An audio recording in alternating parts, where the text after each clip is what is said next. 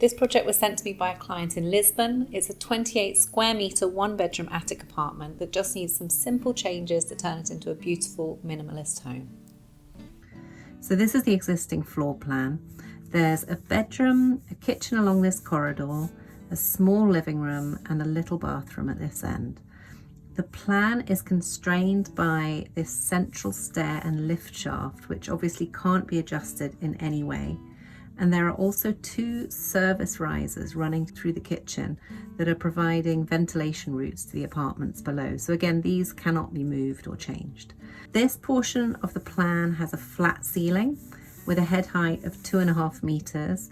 Then the rest of the ceiling follows the low roof pitch of 29 degrees. This means that the current available floor space is 28 square meters, and there is a further 26 square meters of space within these eaves, and that's obviously currently mostly used as storage space. So the first thing that I want to look at is the configuration of the space and where the opportunities are for improvement. An obvious starting point seems to be the bathroom, as this is not a layout that feels comfortable or modern.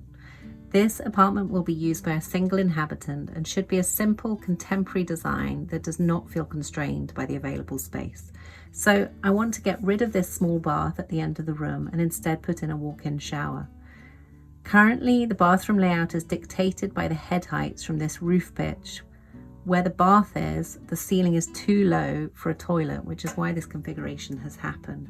However, behind the bathroom is a fixed storage recess with a few large shelves that don't actually look like a very good use of space to me.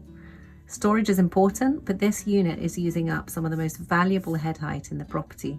So if you take it out and take out this bathroom wall,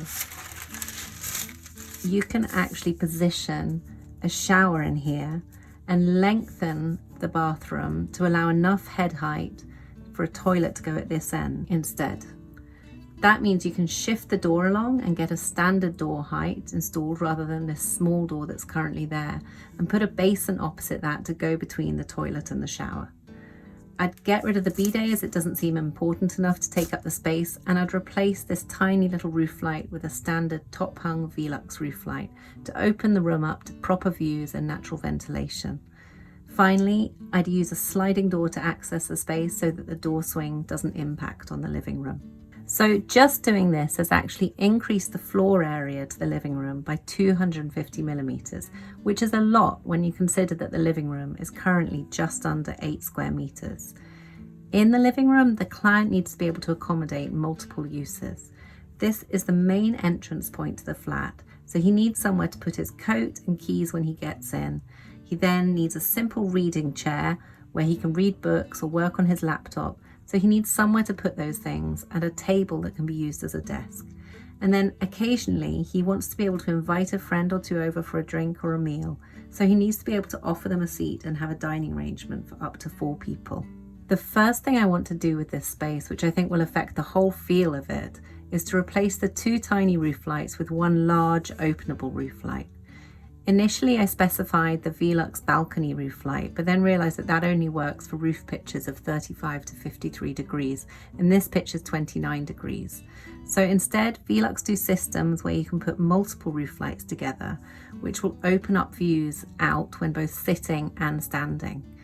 If the upper roof light is also top hung, then you can open it up and stand at it like you would have with the balcony window.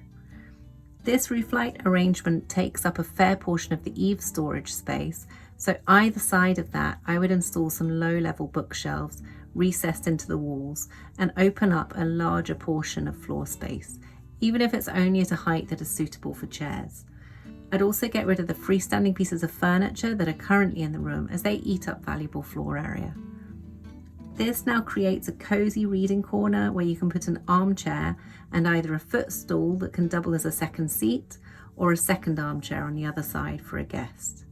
There's a space in the roof light recess for a small oak coffee table like this one that you can buy from Amazon, which cleverly turns into a desk for a laptop or even a dining table for 4 people.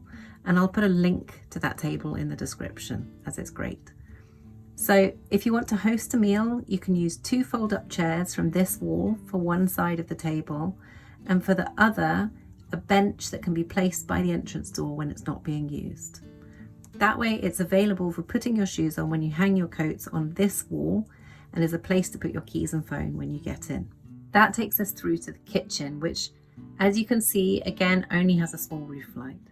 I'd replace that with another standard top-hung Velux roof light and position it over the sink for the views. I'd replace the existing kitchen arrangement with units from IKEA, as there would be space to install standard-sized units, and you could get a lot more out of this space if you move the rear wall backwards, even just 100 millimeters.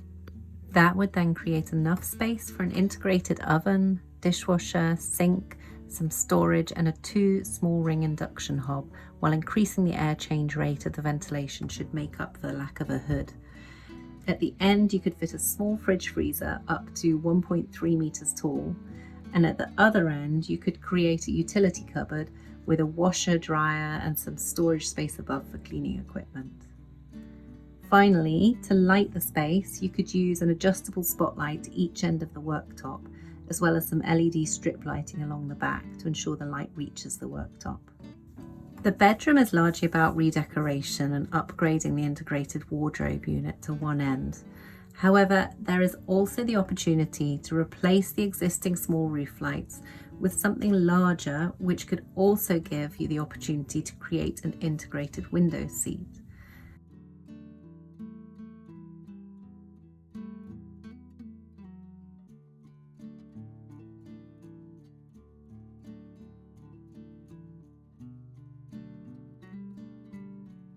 To one side of that, you could then recess a chest of drawers into the eaves space to give a flush finish to the bedroom.